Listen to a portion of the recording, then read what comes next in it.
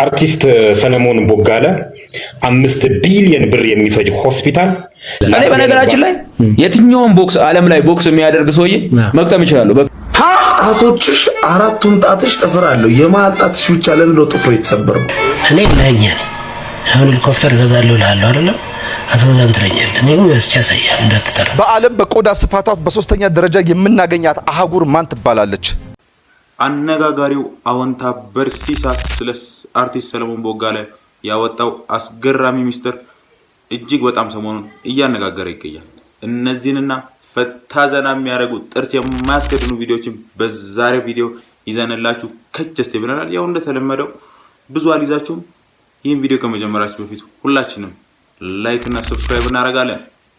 ወደ ቪዲዮ። ጣቶችሽ አራቱም ጣትሽ ጥፍር አለው። የመሃል ጣትሽ ብቻ ለምንድነው ጥፍሩ የተሰበረው?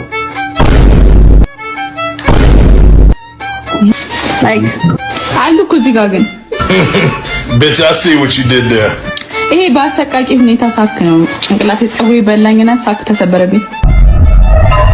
በመሃሉ ነው የምታኪው። ወይኔ በላቸው ብሏል። ወይኔ በላቸው ወይኔ ናሆም ራሱ አስተያየቱ ለየት ያለ ነው። በቃ ለየት ያለ አመለካከት ሲኖራችሁ እንደዚህ ነው። ኦ ማይ ጋድ ዋው! ግን ለምንድን ነው እኔ ብዙ ጊዜ ያለው ሊገባኝ አልቻለም። እሱ ፓርት ላይ ሁሌ በቃ ጥፍሩ ይነቀላልና ምንድነው እስኪ ያለ ስለዚህ ጉዳይ እንግዲህ ኮሜንት ላይ ደቅ አድርጉልኝ። እኔ በነገራችን ላይ የትኛውን ቦክስ ዓለም ላይ ቦክስ የሚያደርግ ሰውዬ መቅጠም ይችላል። ዓለም ላይ ቦክስ የሚያደርግ ሰውዬ መቅጠም ይችላል። I'm here. Send me a message like location. I'm gonna come. 1 ኪሎ ሜትር በዚህ በሁለት ጣት ሄጃለሁ ከጓደኛዬ ጋር 1 ኪሎ ሜትር ሳቦም ነስረድ በጂ እየደማ እኮ ነው። እስቲ ማርያም በስሙ አማተ ተራሰው መስለኝ ነበር። አሁን የሚፎክሩብህን ስታይ ምን ትላለህ? ምን በቃ ሊፈምሱ ምናምን እንደሆነ ታውቃለህ። ተራሶ ያው እንግዲህ ውሻጮ ተብሎ አንበሳ ሳይተኛ አይደለም አይደል? ይሄ ሰውዬ የፈመሰው ሰርቶ ነው ብዬ አላስብም። ዝም ብሎ በማጓራትና በቃ ለየት ያለ አጫጫ ስላለው ነው። እንዲቻላል እንዴ? ፍዝዝ ያሉ ደግሞ ተደብዳቢዎች አሉ። እነሱ እየመጡ ይደበደባሉ። በቃ በዚህ ኬዝ ነው እንጂ ወይኔ አንድ ጀግና ሰው ይጥፋ። የልጅ ያው 9 ወር ተረግዞ አይደለም በ10 ብር ተገዝቶ አያዋጣም። ኢማኝኝ ከ1 አመት በላይ አብረሽ ሆነሽ ካላጋባሽ ሚስቱን አብራችሁ እየጠበቃችሁት እስከ መቼ ድረስ ነው ከሱ ጋር የምትቆይ? እስከ መቼ? እድሜ የሚባል ነገር እኮ አለ። እድሜ የሚባል ነገር አለ። ካልዳና ይሙት ነቃ ደንገጥ ይበል። 1 አመት አጣ ቢያንስ ቀለል አድርገው 6 አመት ከተጠናኑ በኋላ በጌታ ሆይ ከዛ ሪሰርች ሰርተው ከዛ 4 አመት ደግሞ ለፕሮግራም ይዘጋጃሉ። ከ10 አመት በኋላ ይጋባሉ። ለዚህ ነው እኮ በአጭር ጊዜ ሰዎች እንደተጋቡ የሚፋቱት። እንደዚህ አይነት አጥንተን ሪሰርች ሰርተን ስለሰዎቹ ብንጋባ የሚል ሐሳብ አለኝ። በዚህ ጉዳይ ላይ ምን ትላላችሁ? ሐሳብ አስተያየታችሁን ኮሜንት ላይ ደቅ አድርጉልኝ። በዓለም በቆዳ ስፋቷ በሶስተኛ ደረጃ የምናገኛት አህጉር ማን ትባላለች? ኡጋንዳ። አረ ምንም ችግር የለ እኔ ደስ ነው የሚሉኝ በአገር ሰው እንግዳ የኬንያን ሰውን እዚህ ፕሮግራም ላይ የሚያመጣቸው ሰዎች ምን እየተካሄደ ምን እየተፈጠረ ያለው እንዴ? ሲመስለኝ ምንም አይነት የትምህርት ደረጃ የሌላቸውና ያልተማሩ ሰዎች ነው መሰለኝ መስፈርቱ የሮዛ ፕሮግራም ላይ ጠልፈውኝ ነበር። ሽሮና የቧንቧ ውሃ ነበር የሚሰጡኝ። ልሞት ነበር። አባቴ ነበር የጠለፈክ። እኛ ቤት ነው ወይ ታሰርከው? ወለሽ እኔ አልገባኝም። ያኔ ምን ሊሰጡህ ፈልገህ ነበር? በርገር ወለሽ? ይሄ ሁሌ የምንበላው ምግብ እኮ ነው። ቧንቧ ውሃ ሌላ ውሃ አለ እንዴ? እየከዳኝ እንደሆነ አውቃለሁ፣ ግን ሀብታም ነው። ምን ላቅ? ሰምተሽ እንዳልሰማሽ አይተሽ እንዳላየሽ አይንሽ ነው የከዳሽ። እኔ አውቃለሁ አይንሽ ነው የከዳሽ፣ እሱ አይደለም አይደል? ኒውክሌር እኛ ጋር ቢፈነዳ እኛ አይገባንም። ወደኛ አታምጡት። እዛ ነው የሚዋጉት፣ እኛ ምን አገባን? ሴቶች ይሞታሉ ወይ? አይ ሴቶች አይሞቱም። እናንተ ስኪን ኬር ስለምታረጉ ሜቢ ትንሽ ቡግር ብቻ ነው የሚወጣባችሁ። ሴቶች ለምንድን ነው የሚሞቱት? ኒውክሌር እኮ ነው ሀቢብቲ። ቆዳሽ የተበጅኑና ኒውክሌር እኮ ሽሮና የቧንቧ ውሃ ጋይስ። ይሄ ሁላችንም ላይ መጣ ማዕበል ነው፣ ነቆራ ነው፣ ሮስት ነው። አሜሪካዊው አርቲስት ቱፓክ የምን አቀንቃኝ ነው ወይም የምን አቀንቃኝ ነበረ?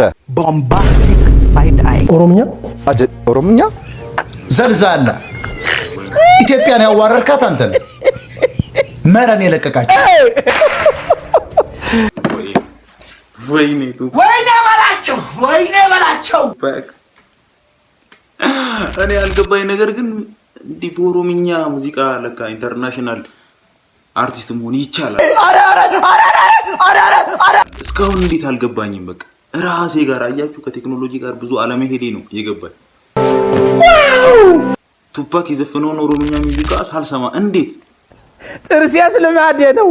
አይኔን አታስቂው አለች። የጤፍ ዋጋ ሰማይ መንካቱን ተከትሎ የኢትዮጵያ አየር መንገድ በረራ ላይ ያቋርጥ ነው። ደግሞ በኋላ ቦይንግ 737 ነጭ ጤፍ ገጭቶ ህብረተሰቡ ላይ ዱቄት ቢዘንብ መንግስት እኛ ነው ያዘነብ ነው ቢልስ? ያስኬዳል። ግን ዱቄት አዝነቡ እኛ ነው ያዘነብ ነው ይበል እስኪ። ይሄ ህዝብ በዱቄት ረስርሶ እኛ ነን ያዘነብ ነው ይበል፣ ችግር የለም በቃ። የሰት አጣው ልግምጣት ወቅራቅር ይግባውም ተገለጡ ጻድቅ ኃይሉ ድባሎች አይናነት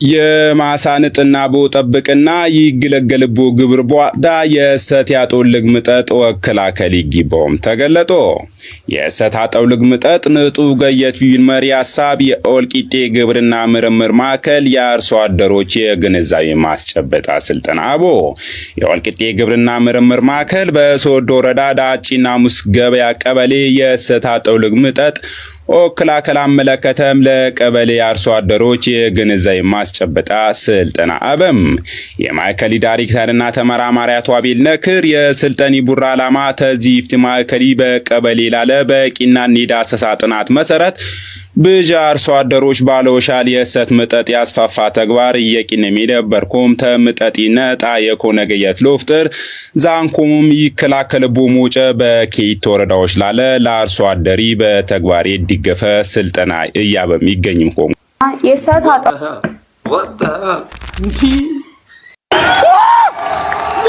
ጉራግኛ እኮ ትንሽ ሰማ ነበረ። ወዲት ተንጣጡ ነው የምላችሁ። እኔማ ምንድነው የሚንጣጣው ብዬ እኮ ከቤት ወጥቼ በቃ ጄኩላ ላረግ ነው።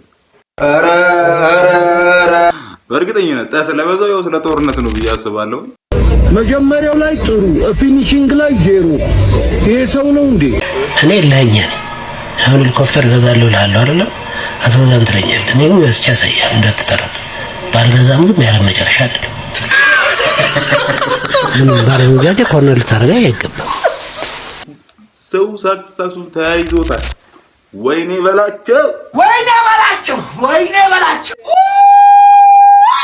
ጌታዬ ድረስልኝ፣ ድልሆን ነው ድረስልኝ።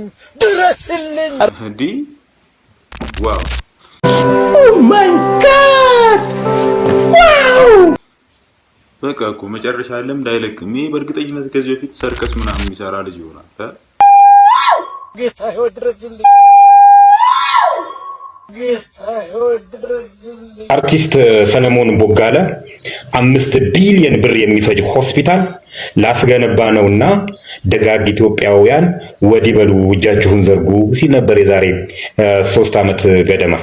ይሄን ሆስፒታል ከጓደኞቼ ጋር ሆኜ ልገነባ ያነሳሳይ ነገር ህንድ በነበርኩበት ሰዓት የህንድ ዶክተሮችና የኢትዮጵያ ደላላዎች በጋራ አንዲት ኢትዮጵያዊ ታማሚ ህፃን ላይ ሲያሰቃዩት ስላየው ነው ብሎ እንዲነግረው ነበር።